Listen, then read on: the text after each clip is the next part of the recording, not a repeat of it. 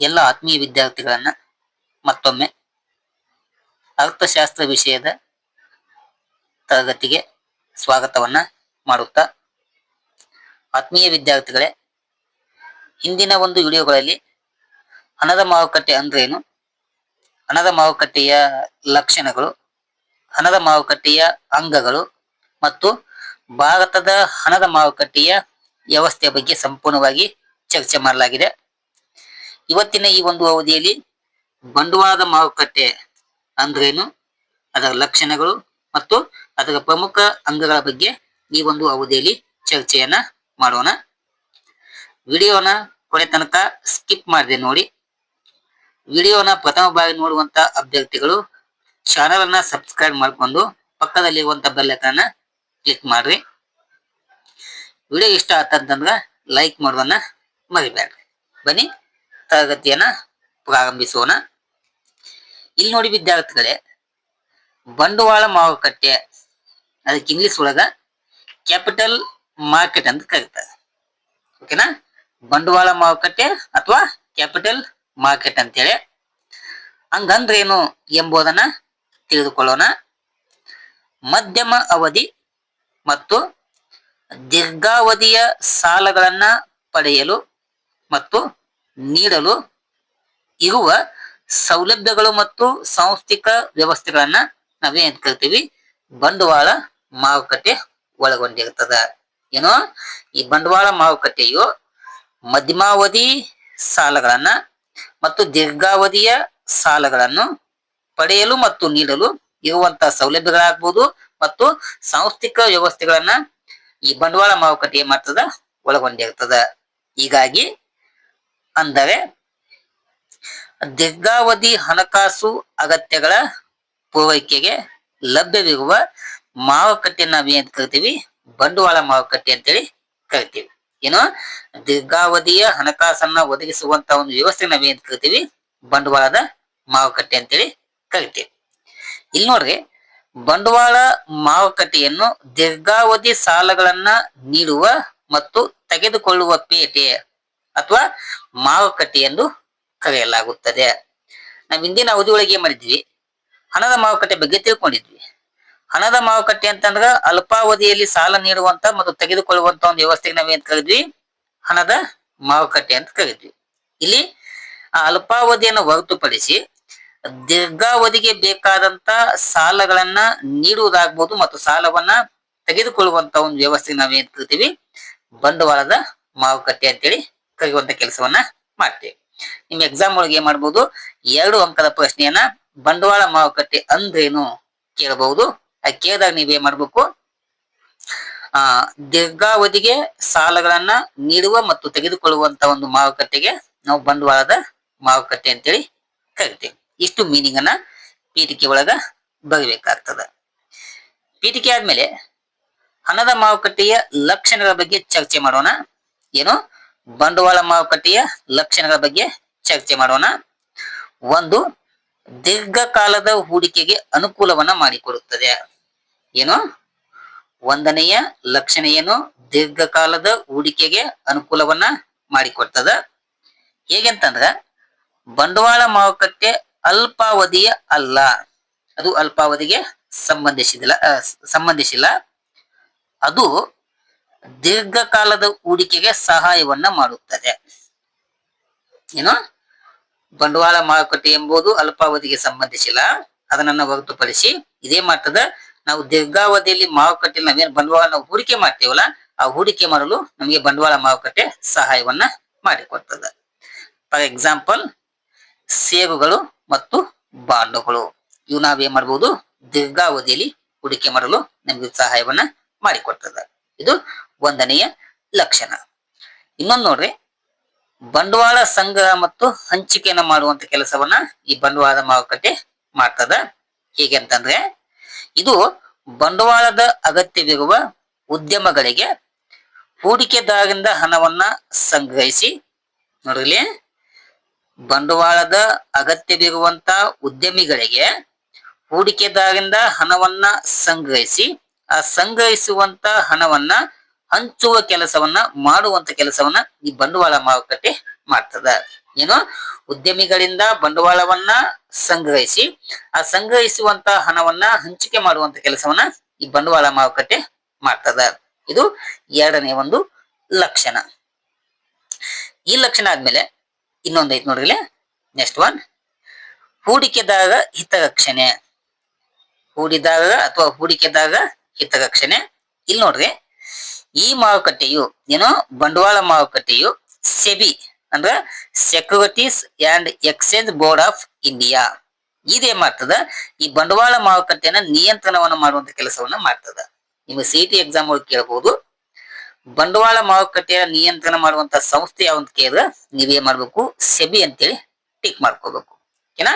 ಇದರ ಒಂದು ನಿಯಂತ್ರಣದಲ್ಲಿ ಈ ಬಂಡವಾಳ ಮಾರುಕಟ್ಟೆ ಕೆಲಸವನ್ನ ಮಾಡ್ತದೆ. ಇದು ಈ ಸೆಬಿ ಏನ್ ಮಾಡ್ತದ, ಹೂಡಿಕೆದಾರ ಹಿತವನ್ನ ಕಾಪಾಡುವಂತ ಕೆಲಸವನ್ನ ಮಾಡ್ತದ. ನಾವೇನು ಬಂಡವಾಳವನ್ನ ಹೂಡಿಕೆ ಮಾಡ್ತೇವಲ್ಲ, ಆ ಬಂಡವಾಳವನ್ನ ಹೂಡಿಕೆ ಮಾಡುವಂತ ಹೂಡಿಕೆದಾರ ಹಿತರಕ್ಷಣೆಯನ್ನ ಕಾಪಾಡುವಂತ ಕೆಲಸವನ್ನ ಈ ಸೆಬಿ ಮಾಡ್ತದ. ಈ ಸೆಬಿ ಯಾವುದನ್ನ ನಿಯಂತ್ರಿಸುತ್ತದೆ, ಬಂಡವಾಳ ಮಾರುಕಟ್ಟೆಯನ್ನ ನಿಯಂತ್ರಣ ಮಾಡುವಂತ ಕೆಲಸವನ್ನ ಮಾಡ್ತದ. ಇದು ಮತ್ತೊಂದು ಲಕ್ಷಣ. ನಾಲ್ಕನೇದು ಮೌಲ್ಯದ ನಿಶ್ಚಿತತೆ ಮತ್ತು ಪಾರದರ್ಶಕತೆ. ಏನು ಮೌಲ್ಯದ ನಿಶ್ಚಿತತೆ ಮತ್ತು ಪಾರದರ್ಶಕತೆಯನ್ನ ಕಾಪಾಡುವಂತ ಕೆಲಸ ಇದು ನಾಲ್ಕನೆಯ ಲಕ್ಷಣವಾಗಿದೆ. ಇಲ್ಲಿ ಕೆಳಗೆ ನೋಡ್ರಿ, ಬೇಡಿಕೆ ಹಾಗೂ ಪೂರೈಕೆಯ ಆಧಾರದ ಮೇಲೆ, ಏನು ಡಿಮಾಂಡ್ ಮತ್ತು ಸಪ್ಲೈನ ಆಧಾರದ ಮೇಲೆ ಮಾರುಕಟ್ಟೆಯಲ್ಲಿ ಷೇರುಗಳ ಬೆಲೆಯನ್ನ ಪಾರದರ್ಶಕವಾಗಿ ನಿಗದಿಯನ್ನ ಮಾಡುವಂತ ಕೆಲಸವನ್ನ ಇದೇ ಮಾಡ್ತದ, ಕಾರ್ಯವನ್ನ ನಿರ್ವಹಿಸುತ್ತದೆ.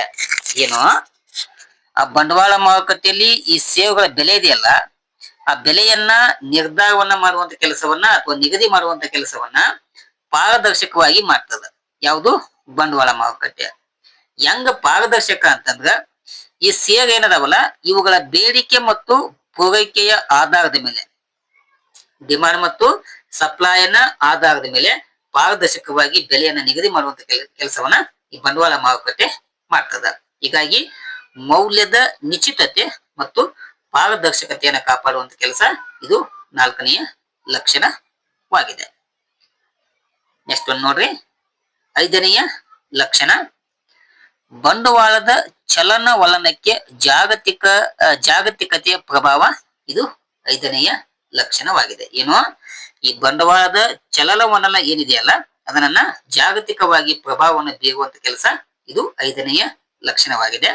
ಇಲ್ಲಿ ನೋಡ್ರಿ, ಜಾಗತಿಕವಾಗಿ ಹಣಕಾಸು ವಾತಾವರಣ ಬಂಡವಾಳ ಮಾರುಕಟ್ಟೆ ಮೇಲೆ ಪರಿಣಾಮವನ್ನ ಬೀರ್ತದ.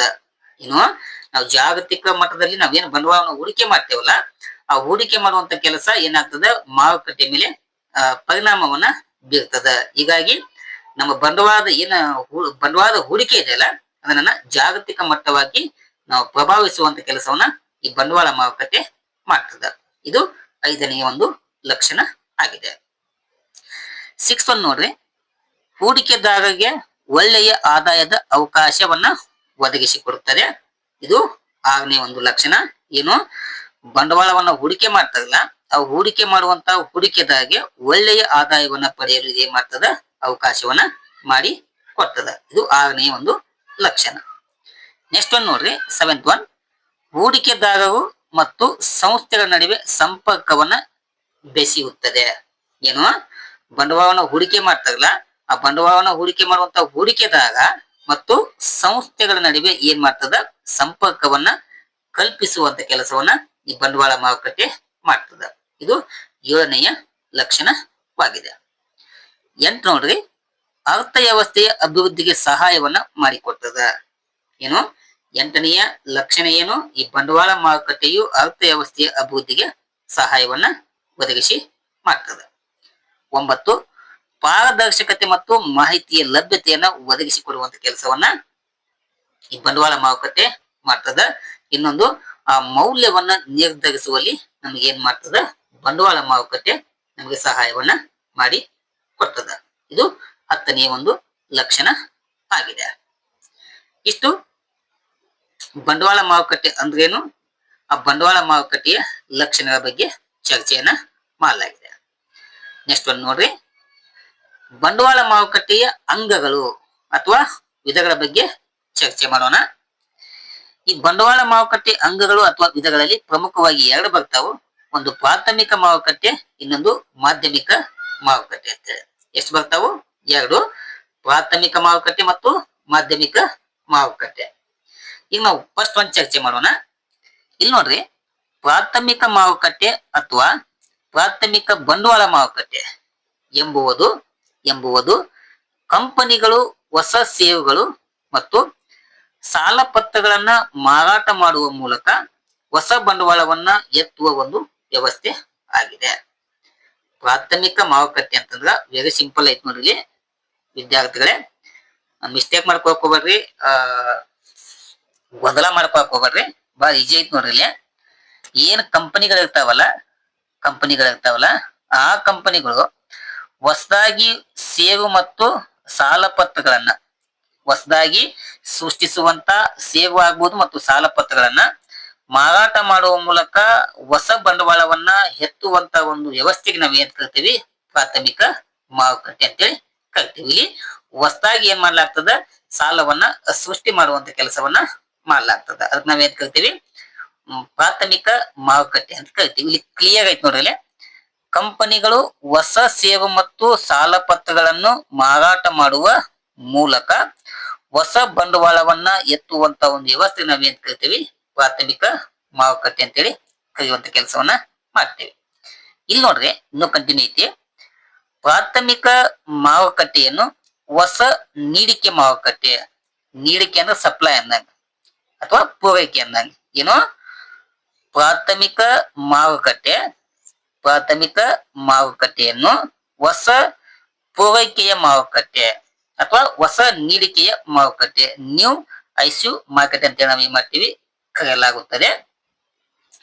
ಆದ್ದರಿಂದ ಪ್ರಾಥಮಿಕ ಬಂಡವಾಳ ಮಾರುಕಟ್ಟೆಯಲ್ಲಿ ಅವಶ್ಯವಿರುವ ಬಂಡವಾಳವನ್ನು ಸಂಗ್ರಹಿಸಲು, ನಮಗೇನು ಅವಶ್ಯ ಆಗತ್ತಲ್ಲ ಆ ಅವಶ್ಯವಿರುವಂತ ಬಂಡವಾಳವನ್ನ ಸಂಗ್ರಹಿಸಲು ವಿವಿಧ ಕಂಪನಿ ಮತ್ತು ಉದ್ಯಮ ಘಟಕಗಳು ಹೊಸ ಷೇರು ಮತ್ತು ಸಾಲ ಪತ್ರಗಳನ್ನ ಮಾರಾಟವನ್ನ ಮಾಡುತ್ತವೆ. ನಮಗೇನು ಬಂಡವಾಳನ ಸಂಗ್ರಹಣೆ ಮಾಡುವಂತ ಒಂದು ಅವಶ್ಯಕತೆ ಇರುತ್ತಲ್ಲ, ಆ ಸಂಗ್ರಹಿಸುವಂತ ಒಂದು ಕೆಲಸವನ್ನ ವಿವಿಧ ಕಂಪನಿಗಳು ಮತ್ತು ಉದ್ಯಮ ಘಟಕ ಏನ್ ಮಾಡ್ತಾವೋ ಹೊಸದಾಗಿ ಸಾಲ ಪತ್ರ ಮತ್ತು ಷೇರನ್ನ ಮಾರಾಟ ಮಾಡುವುದರ ಮೂಲಕ ಬಂಡವಾಳವನ್ನ ಸಂಗ್ರಹಿಸುವಂತ ಕೆಲಸವನ್ನ ಪ್ರಾಥಮಿಕ ಮಾರುಕಟ್ಟೆ ಮಾಡ್ತದ. ಓಕೆನಾ? ಇಷ್ಟು ವಿದ್ಯಾರ್ಥಿಗಳು ತಿಳ್ಕೊಬೇಕು. ಇದು ಒಂದು. ಸೆಕೆಂಡ್ ಒಂದು ನೋಡ್ರಿ, ಮಾಧ್ಯಮಿಕ ಮಾರುಕಟ್ಟೆ ಅಂತ ಹೇಳಿ. ಇಲ್ಲಿ ಮಾಧ್ಯಮಿಕ ಬಂಡವಾಳ ಮಾರುಕಟ್ಟೆ ಎಂಬುದು ಕಂಪನಿಗಳು ಈಗಾಗಲೇ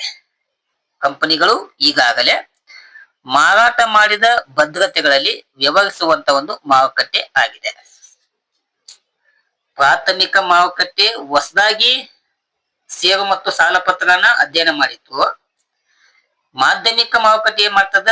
ಈಗಾಗಲೇ ಏನ್ ಕಂಪನಿಗಳು ಇರ್ತಾವಲ್ಲ ಆ ಕಂಪನಿಗಳು ಈಗಾಗಲೇ ಮಾರಾಟ ಮಾಡಿದ ಭದ್ರತೆಗಳಲ್ಲಿ ಆಲ್ರೆಡಿ ಸೇಲ್ ಆಗಿರ್ತಾವು. ಆ ಸೇಲ್ ಅಂತ ಭದ್ರತೆಗಳಲ್ಲಿ ವ್ಯವಹರಿಸುವಂತ ಒಂದು ಮಾರುಕಟ್ಟೆಗೆ ನಾವು ಏನ್ ಕರಿತೀವಿ? ಮಾಧ್ಯಮಿಕ ಮಾರುಕಟ್ಟೆ ಅಂತೇಳಿ ಕರೆಯುವಂತ ಕೆಲಸವನ್ನ ಮಾಡ್ತೇವೆ. ಅಂದರೆ ಮಾಧ್ಯಮಿಕ ಮಾರುಕಟ್ಟೆಯು ಹಳೆಯ ಮತ್ತು ಈಗಾಗಲೇ ಮಾರಾಟ ಮಾಡಲಾದ ಭದ್ರತೆಗಳಿಗಿರುವ ಷೇರು ಮತ್ತು ಸ್ಟಾಕ್ಗಳು ಈ ಮಾರುಕಟ್ಟೆಯಲ್ಲಿ ಕಂಡುಬರ್ತಾವ. ಏನೋ ಬಂಡವಾಳ ಮಾರುಕಟ್ಟೆ ಅಥವಾ ಮಾಧ್ಯಮಿಕ ಮಾರುಕಟ್ಟೆ ಹಳೆಯ ಮತ್ತು ಈಗಾಗಲೇ ಮಾರಾಟ ಮಾಡಲಂತ ಭದ್ರತೆ ಮತ್ತು ಷೇರು ಮತ್ತು ಸ್ಟಾಕ್ಗಳಲ್ಲಿ ನಾವು ಅಧ್ಯಯನವನ್ನ ಮಾಡ್ತೇವೆ. ಹೀಗಾಗಿ ಈ ಮಾರುಕಟ್ಟೆಯನ್ನ ಹಳೆಯ ನೀಡಿಕೆ ಮಾರುಕಟ್ಟೆ ಅಂತೇಳಿ ಕರಿತೀವಿ ನಾವು, ಓಲ್ಡ್ ಐಸಿಸ್ ಮಾರ್ಕೆಟ್ ಅಂತೇಳಿ. ಮಾಧ್ಯಮಿಕ ಮಾರುಕಟ್ಟೆಯಲ್ಲಿ ಹಳೆಯ ಭದ್ರತೆಗಳಲ್ಲಿ ವ್ಯವಹರಿಸುವ ಷೇರು ವಿನಿಮಯ ಮತ್ತು ಕೇಂದ್ರವು ಪ್ರಮುಖವಾದಂತ ಕೇಂದ್ರವಾಗಿರ್ತದ. ಓಕೆನಾ? ಇದು ಎರಡನೇ ಒಂದು ಅಂಗವಾಗಿದೆ. ಬಹಳ ಸಿಂಪಲ್ ಇದೆ ವಿದ್ಯಾರ್ಥಿಗಳೇ. ಪ್ರಾಥಮಿಕ ಮಾರುಕಟ್ಟೆ ಅಂತಂದ್ರ ಹೊಸದಾಗಿ ವ್ಯವಹರಿಸುವಂತ ಷೇರು ಮತ್ತು ಸಾಲು ಪತ್ರ. ಮಾಧ್ಯಮಿಕ ಮಾರುಕಟ್ಟೆ ಅಂತಂದ್ರ ಈಗಾಗಲೇ ಮಾರಾಟ ಮಾಡಿದಂತ ಹಳೆಯ ಭದ್ರತೆಗಳಲ್ಲಿ ವ್ಯವಹರಿಸುವಂತ ಒಂದು ಮಾರುಕಟ್ಟೆ ಆಗಿದೆ. ಇಷ್ಟು ಇದಕ್ಕಿರುವಂತ ವ್ಯತ್ಯಾಸ. ಓಕೆನಾ? ಇಷ್ಟು ಬಂಡವಾಳ ಮಾರುಕಟ್ಟೆ ಅಂಗಗಳು ಮತ್ತು ವಿಧಗಳ ಬಗ್ಗೆ ಚರ್ಚೆ ಮಾಡಲಾಗಿದೆ. ಇಲ್ಲಿ ನೋಡಿ ವಿದ್ಯಾರ್ಥಿಗಳೇ, ಇದನ್ನ ಚರ್ಚೆ ಮಾಡಂಗ ನೀವು ಮನೆ ಸ್ಟಡಿ ಮಾಡ್ರಿ. ಪ್ರಾಥಮಿಕ ಮಾರುಕಟ್ಟೆ ಅಂದ್ರೇನು ಅದ್ರ ಬಗ್ಗೆ ನಾವು ತಿಳ್ಕೊಂಡಿವಿ. ಮಾಧ್ಯಮಿಕ ಮಾರುಕಟ್ಟೆ ಬಗ್ಗೆ ತಿಳ್ಕೊಳ್ಳಲಾಗಿದೆ. ಇಲ್ಲಿ ಪ್ರಮುಖವಾಗಿ 9 ವ್ಯತ್ಯಾಸ ಅದಾವು. ಆ ವ್ಯತ್ಯಾಸಗಳ ಬಗ್ಗೆ ನೀವೇನ್ ಮಾಡ್ಬೇಕು, ವಿದ್ಯಾರ್ಥಿಗಳು ಸೂಕ್ಷ್ಮವಾಗಿ ಅಧ್ಯಯನವನ್ನ ಮಾಡಬೇಕು. ಒಂದು, ಇದು ಹೊಸ ನೀಡಿಕೆಯ ಮಾರುಕಟ್ಟೆ, ಇದು ಹಳೆಯ ನೀಡಿಕೆ ಮಾರುಕಟ್ಟೆ ಆಗಿದೆ. ಹೂಡಿಕೆದಾರರು ಭದ್ರತೆಗಳಲ್ಲಿ ಕೇವಲ ಕೊಳ್ಳುತ್ತಾರೆ. ಹೂಡಿಕೆದಾರರು ಭದ್ರತೆಗಳನ್ನು ಕೊಳ್ಳುತ್ತಾರೆ ಮತ್ತು ಮಾರಾಟವನ್ನ ಮಾಡಲಾಗ್ತದೆ.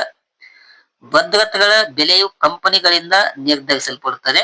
ಇಲ್ಲಿ ಭದ್ರತೆಗಳ ಬೆಲೆಯು ಮಾರುಕಟ್ಟೆಯಲ್ಲಿ ನಿರ್ಧಾರವಾಗ್ತದೆ.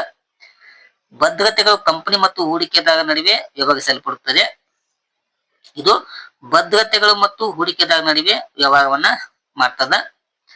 ಭದ್ರತೆಗಳನ್ನು ಹೂಡಿಕೆದಾರರಿಗೆ ಮೊದಲು ಬಾರಿಗೆ ಆದ್ಯತೆಯನ್ನ ನೀಡಲಾಗುತ್ತದೆ. ಹೂಡಿಕೆದಾರರು ಹಳೆಯ ಭದ್ರತೆಗಳನ್ನ ತಾವೇ ವ್ಯವಹರಿಸುತ್ತಾರೆ. ಕಂಪನಿಗಳು ಬಂಡವಾಳವನ್ನ ಸಂಗ್ರಹಿಸುತ್ತವೆ. ಇಲ್ಲಿ ಕಂಪನಿಗಳಿಗೆ ಬಂಡವಾಳ ಸಂಗ್ರಹಣೆಗೆ ನೇರವಾಗಿ ಅವಕಾಶ ಇಲ್ಲ. ಹೂಡಿಕೆದಾರರು ಮತ್ತು ಕಂಪನಿಗಳು ನೇರ ವ್ಯವಹಾರವನ್ನ ಮಾಡಲಾಗ್ತದ.